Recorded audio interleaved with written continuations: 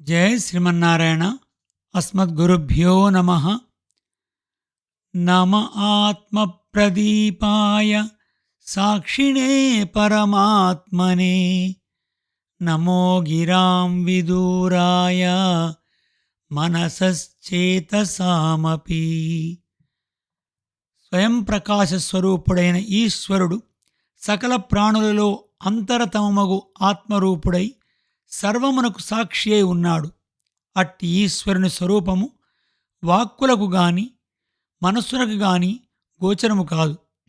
ఈశ్వరుని మనోవృత్తులలో విషయము చేయుట సంభవము కాదు. అట్టి పరమేశ్వరునకు నమస్కారము. 8th Canto 3rd Chapter 10th Prayer. భగవద్బంధువులారా, శ్రీమద్ భాగవత తత్వదీపిక 4th స్కందంలో 12వ పాడ్కాస్ట్లో స్వాగతం. విదుర మైత్రేయ సంవాదంలో భాగంగా దక్షుడి యొక్క కథ పూర్తి చేసుకొని ధ్రువుడి యొక్క వృత్తాంతంలో ధ్రువుడు ప్రత్యక్షమైనటువంటి విష్ణువుకు స్తోత్రం చేసినటువంటి స్తోత్రాన్ని మనం చక్కగా అనుభవించాం. తర్వాత భాగాన్ని మనం తెలుసుకుందాం. ఇట్లు ధ్రువుడు స్తోత్రము చేయగా భృత్యునిపై అనురాగం గల భగవానుడు ధ్రువుని దృఢమైన సంకల్పమును అతని భక్తిని చూచి ఎక్కువ ప్రీతితో ఆనందించి ఇట్లు పలుకుచున్నాడు. రాజకుమార, నీ నిశ్చితమైన అభిప్రాయం నేను ఎరుంగుదును. అది పొందుటకు శక్యము కానిదే అయినను నీకు వసంగెదను. ఇంతవరకు ఎవ్వరునూ పొందని పదవిని, ఎప్పుడూ స్థిరముగా ప్రకాశించు స్థానమును కావాలని నీవు కోరుకొనుచున్నావు. గ్రహమండములన్నీయు దానిపైననే ఆధారపడి మధ్యన పాతిన ఒక స్తంభముపై ఆధారపడి చుట్టూ దానికి కట్టిన ఎడ్లు తిరుగునట్లు తిరుగుచుండవలనని నీ కోరిక. అవాంతర కల్పముల చివర కూడా అది నశించకుండా ఉండవలెను. ధర్మము, అగ్ని, కశ్యపుడు, శుక్రుడు, సప్త ఋషులు కూడా నక్షత్రములలో దాని చుట్టూను ప్రదక్షిణము చేయుచుండవలెను. అట్టి స్థానమును పొందవలెనని నీవు మనస్సులో కోరుచున్నావని నేను ఎరింగితిని. నీవు కొంతకాలము రాజ్యమును పాలించి తరువాత అట్టి స్థానమును పొందెదవు. నీ తండ్రి ఉత్తానపాదుడు రాజ్యమును నీకు వసంగి వానప్రస్థమును స్వీకరించి అడవికి ఏగిన తరువాత నీవు రాజువగుదువు. వర్ణాశ్రమ ధర్మములను పాలించుచు రక్షించుచు 36,000 సంవత్సరములు రాజ్యము పాలింతువు. ఇంద్రియ జయము కలవాడవై పరిపాలింతువు. నీ సోదరుడగు ఉత్తముడు వేటకేగి చనిపోవును. కుమారునియందు ప్రేమగల ఉత్తముని తల్లి సురుచి కార్చిచ్చులో ప్రవేశించి చనిపోవును. నీవు యజ్ఞములకు ప్రభువైన నన్ను పుష్కలముగా దక్షిణలిచ్చి యజ్ఞములను ఆచరించి అనుభవింపదగిన భోగములన్నిటినీ అనుభవించి చివర శరీరమును విడిచెడి సమయమున నన్ను స్మరించెదవు. అప్పుడు నీవు సప్తఋషుల కంటే ఉన్నతముగు స్థానమును పొందెదవు. వెనుకకు రాక అతడినే ఉండి చివర నా స్థానమునకు వత్తువు. ఈ విధంగా భగవానుడు అతడు తన పదమును పొందినట్లు అనుగ్రహించెను. ఆ బాలుడు చూచుండగానే శ్రీహరి తన స్థానముగు శ్రీవైకుంఠమున కేగెను. ధ్రువుడు భగవానుని సేవించి తాను కోరిన ఫలమును పొందినాడు. కృత్రిమమైన సుఖములనే పొందినాడు, కానీ స్వాభావికమగు ఆనందమును పొందలేదని అతని మనస్సున సంతృష్టి కలగలేదు. అట్టి అసంతుష్టిలోనే పట్టణమున కేగినాడు. విదురుడు మైత్రుడిని అడుగుచున్నాడు. ఇతరులు ఎవ్వరునూ పొందుటకు శక్యముగాని పదమును భగవత్పాదారవింద సేవనముచే ఒక్క జన్మలోనే పొందినాడు కదా, ఏదో కొరత ఉన్నట్లు అసంతృప్తితోనే ఏలమరలినాడు. మైత్రేయుడు విదురునకు చెప్పుచున్నాడు. సవతి తల్లి ఆడిన మాటలకు మనసు బాధపడి భగవానుని ఆరాధించినాడు. ఎన్నో జన్మలు మరల ఉపాసించిన గాని పొందలేని భగవత్ సమాశ్రయణము దర్శనము ధ్రువునకు లభించినది. కాని అతనికి వాసనాబలముచే ఆత్మాభిమానము స్వతంత్ర బుద్ధి తొలగక భగవత్పాద సన్నిధిని ఉండెడి భాగ్యము పొందలేకపోయెను. అందుచే అతడు పశ్చాత్తాపం పడుచున్నాడు. ముక్తిని వసంగజాలిన ముక్తినాథుడే ఎదురుగా కనిపించినను ముక్తిని కోరక ఉన్నతమైన పదమును కోరినాడు. అందుకే అతడు ఇట్లు పశ్చాత్తాపడుచున్నాడు.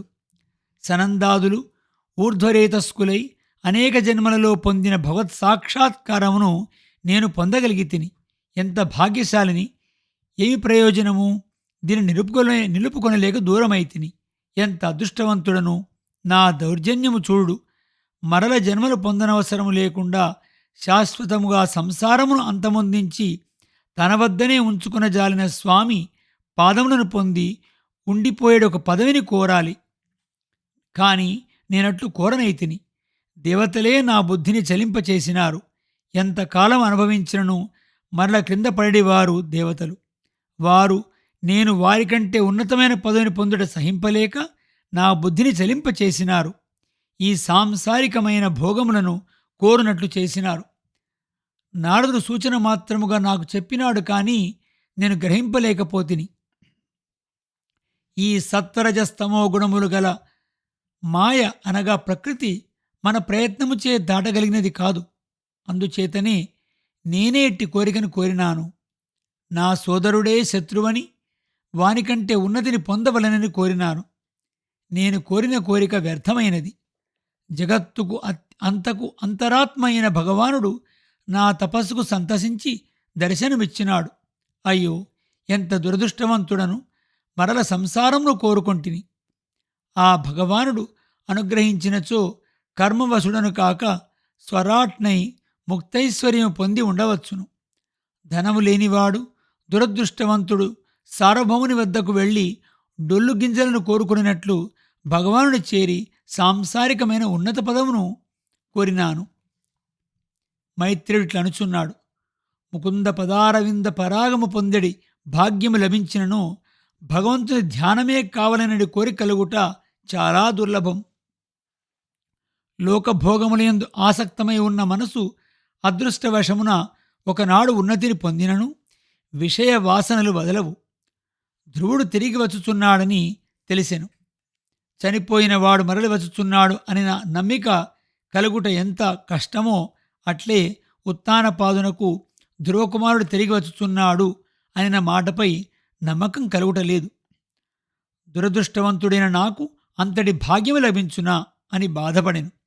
కాని నారదుడు త్వరలో నీ కుమారుడు వచ్చుచున్నాడని చెప్పినాడు కనుక తప్పక తిరిగి వచ్చునని పరవశుడై ఆ వార్త తెచ్చిన వానికి విలువైన ఆహారము అధికముగా ధనము ఒసంగెను. బంగారు రథముతో అధిరోహించి ఉత్తమాశ్వలను పూంచిన రథము ముందునకు నడుచుండగా బ్రాహ్మణులు, కులవృద్ధులు, అమాత్యులు, బంధువులు మొదలగు వారు అందరూ రథము ముందు నడుచుండగా ధ్రువుడు పట్టణమునకు వచ్చుతున్నాడు. శంఖములు, దుందుబులు మ్రోగుచుండెను.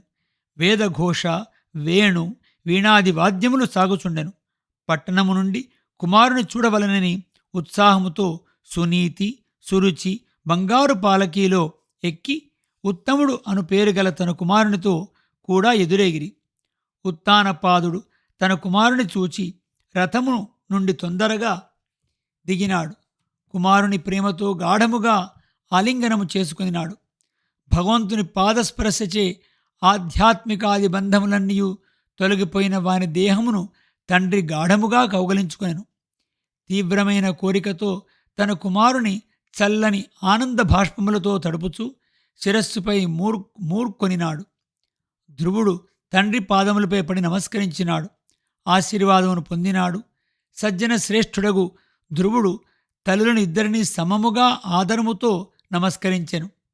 పాదములపై పడిన బాలుని సౌతి తల్లి సురుచి లేవనెత్తెను, కౌగలించుకొనెను. కన్నీటిచే గద్గదమైన హక్కుతో వాక్కుతో చిరంజీవ అనెను. భగవానుడు ఎవనిపై అనుగ్రహమును చూపునో వానికి సమస్త భూతములు వినయంతో వంగి నమస్కరించును, వానికి వశమగును. పల్లమునకు నీరు తిరిగినట్లు భగవదనుగ్రహ పాత్రులు వైపు అందరి మనస్సులు పరుగెత్తును. ఉత్తముడు, ధ్రువుడు ఒకరినొకరు ప్రేమతో ఒడలు తెలియక కన్నీరు వదులుచు ఒడలు గగుర్పడుచుండగా కౌగలించుకొనిది. సునీతి ధ్రువుని తల్లి. ఆమెకు కుమారుడు ప్రాణముల కంటే ప్రియమైనవాడు. అతనిని కౌగలించుకొని వాని శరీర స్పర్శచే పరమానందమునంది మానసికమైన దిగులను వదిలెను. ఆమె కంటి నుండి మంగళకరములకు ఆనంద బాష్పములు ప్రసరించుచుండెను. జనులందరూ ఆమెను చూచి, అమ్మా, అదృష్టవంతురాలవు, నీ కుమారుడు నీ బెంగను తొలగించుచూ వచ్చినాడు. అతడు ఈ భూమండలమును పాలించగలడు. ప్రజలందరూ ఉత్తానపాదుని, ఓ రాజా, నీవు భగవదారాధన చేసిన పుణ్యాత్ముడవు, అందుచే ఆర్తి తొలగిన కుమారుడు లభించినాడు. భగవదారాధన వర్ణించువాడు పొందశక్యము గానిది ఏదీ ఉండదు. మృత్యువును కూడా వారు జయింపగలరు. ఇట్లందరూ ఆనందించుచుండగా ఉత్తానపాదుడు ధ్రువుని, అతని సోదరుడకు ఉత్తముని ఏనుగుపై ఎక్కించి అందరూ స్థితించుచుండగా పట్టణముకు తోడ్చుకొని వచ్చెను. త్రోవలో స్వాగత సూచకముగా తోరణములను అమర్చిరి. అరటి బోదెలు నాటిరి. పోక చెట్లు అంతటా నిలబెట్టిరి. మామిడి కొమ్మలు, జెండాలు, మాలికలు, ముత్యాల హారములు మార్గములో వేలాడదీసిరి. ద్వారమున పూర్ణ కలశములు, దీపములు స్థాపించిరి. ప్రాకారములు, గోపురములు, శిఖరములు బంగారు కాంతులతో ప్రకాశించుచుండెను. 4 మార్గముల కూడలులు, రథములు సంచరించని మార్గములు తుడిచి పన్నీరు చల్లి చందనపు కల్లాపు వేసి లాజలు లక్షతలు చల్లి పూలతో పండ్లతో అందముగా అలంకరించిరి. పరస్త్రీలు దారిలో వచ్చుచున్న ధ్రువునకు అక్షతలు, పెరుగు, సిద్ధార్థములు, నీరు, దూర్వలు, పుష్పములు, పండ్లు పళ్ళెములలో అమర్చుకొని స్వాగతము చెప్పుచుండిరి. ఆశీస్సులను పలుకుచుండిరి. కొందరు మధురముగా గానము చేయుచుండిరి. వాటిని అన్నింటినీ వినుచు ధ్రువుడు తండ్రిగారి భవనమును ప్రవేశించెను. వారి భవనము మణిమయము. ఆ భవనములో తండ్రి లాలించుచుండగా స్వర్గములోనున్నట్లు ఉండెను. ఆ భవనంలో పాలనురుగల వంటి పానుపుల మధ్య బంగారు తాపిన దంతపు మంచములు, విలువైన ఆసనములు అమర్చిరి. అచట గోడలన్నీయు స్ఫటికములతో మరకత మణులతో అమర్చి ఉండెను. మణిదీపములు ప్రకాశించుచుండెను. ఆ భవనమునకు చుట్టూను మనోహరములకు ఉద్యానవనములు, అందు విచిత్రములకు పారిజాతములకు మొదగులకు వృక్షములు, కూయిచున్న పక్షుల జంటలు, మకరందమున త్రాగి మత్తిల్లిన తుమ్మెదల ఝంకారములు ఒప్పుచుండెను. ఆ ఉద్యానవనములలో దిగుడు బావులు, వాటికి వైఢూర్యములతో మెట్లు ఏర్పరిచిరి. అందులో పద్మములు, కలువలు నిండుగా ఉండెను. హంసలు, కారండవములు, చక్రవాకములు, సారసములు మొదలగు జలపక్షులందు వృధచేయుచుండెను.